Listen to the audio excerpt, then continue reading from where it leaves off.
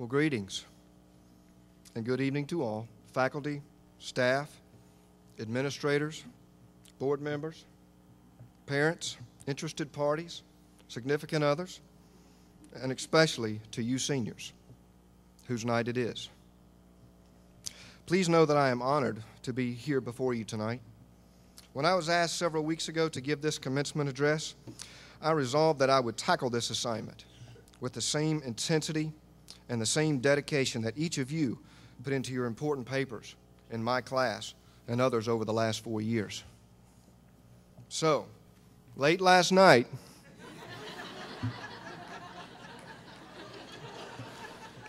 I began to write this speech.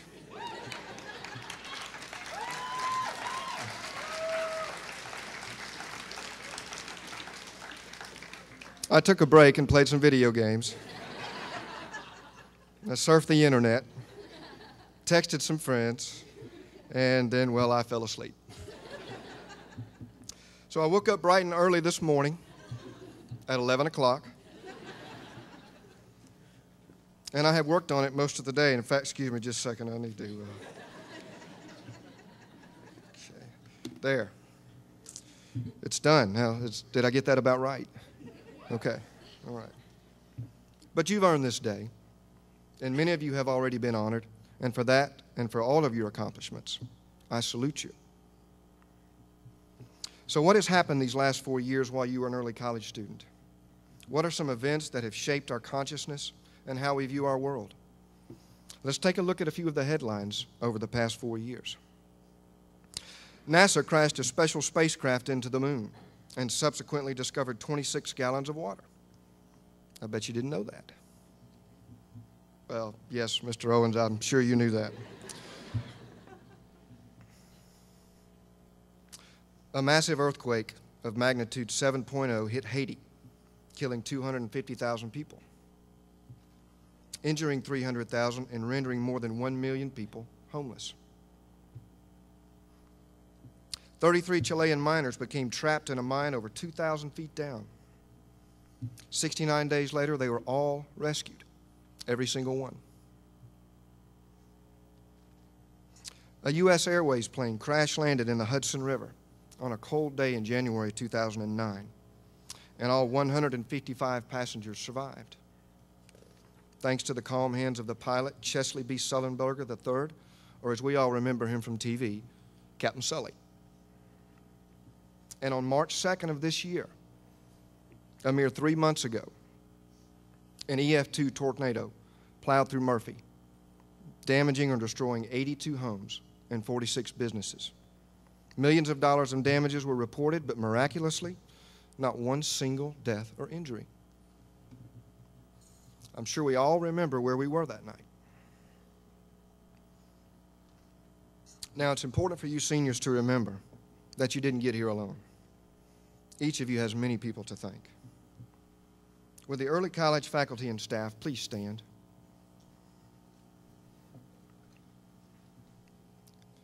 Any college instructors here, please stand. Former teachers and instructors, grandparents, siblings, parents, relatives, friends of the graduates, would you all please stand?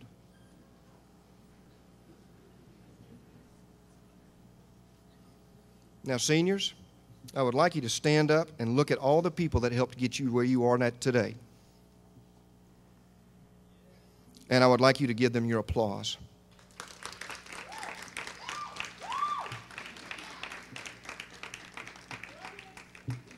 Okay, you can be seated now. Thank you.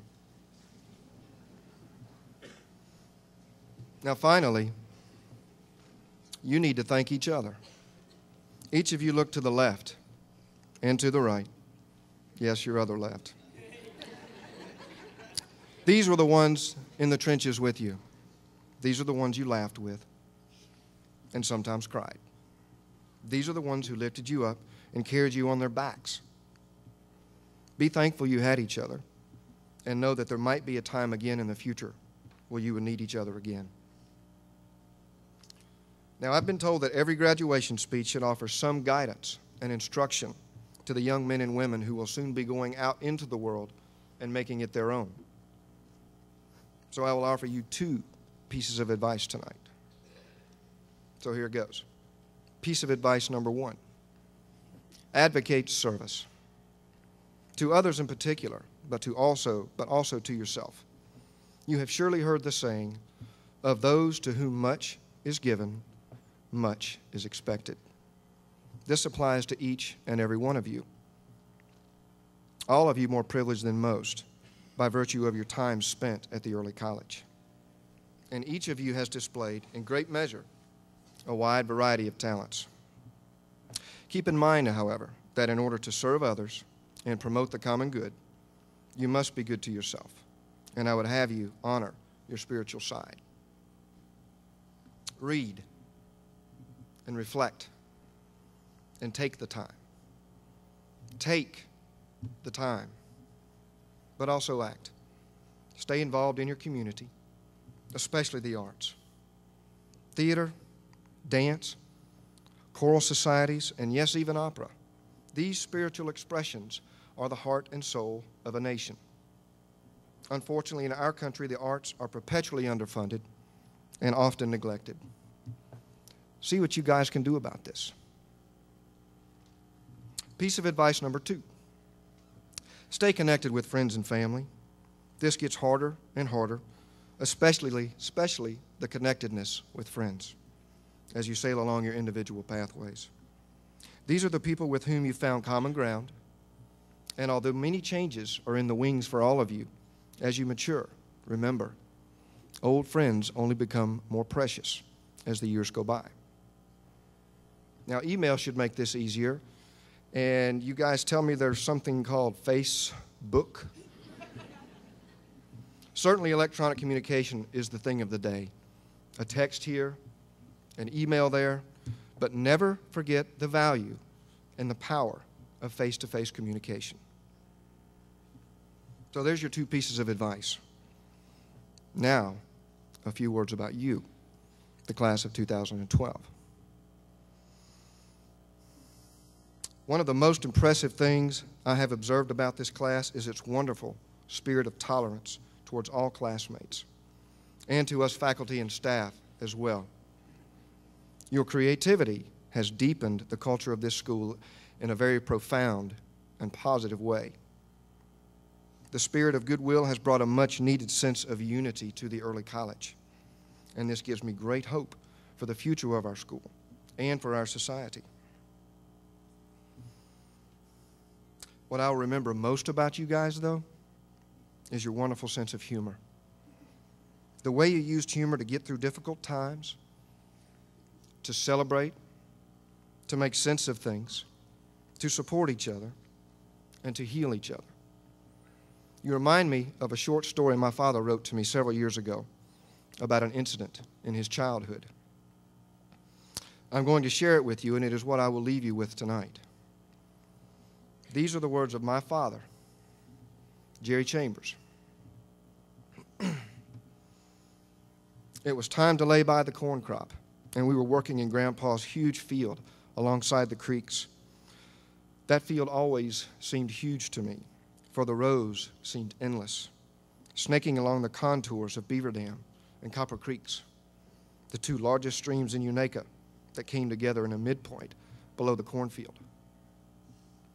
It must have been late June or early July, and it was already plenty hot. I was never the most enthusiastic farmer for sure, and the only possible entertainment was the occasional dirt clod fight I prodded my brother into when Daddy was out of sight with the plow and the mule. On one particularly hot afternoon, I was hoeing along absent-mindedly, no doubt wishing I was visiting with Grandmother on the porch or reading in the shade, when I came across a corn stalk that was surrounded by a very stubborn patch of weeds. Try as I might, I could not get all the weeds chopped down or even covered up. So I decided to take care of the situation by chopping down the corn stalk itself. I didn't know that Grandpa had come up in the row behind me while I was trying to get those weeds out.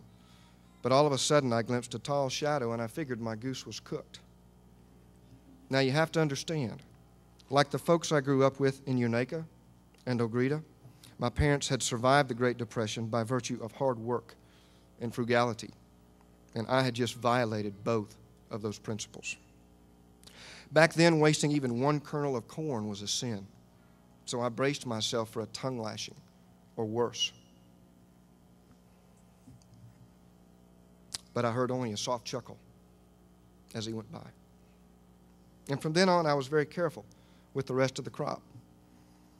Later on, I overheard Grandpa laughing as he told Daddy that Jerry, he'd chopped down the biggest stalk in my cornfield. That story's lesson is this: a sense of humor is a wonderful thing, especially when joined to kindness and mercy. I'm asking you graduates, rather I'm demanding you, that you keep this wonderful sense of humor that you have and take it out into the world with you. Do not let it fade. Use it to make the world a kinder place.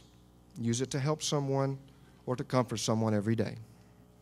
Of all the timeless virtues that have sustained us through generations, things like honor and integrity and honesty and hard work, remember that the two most important, the two most powerful of all, are love and laughter.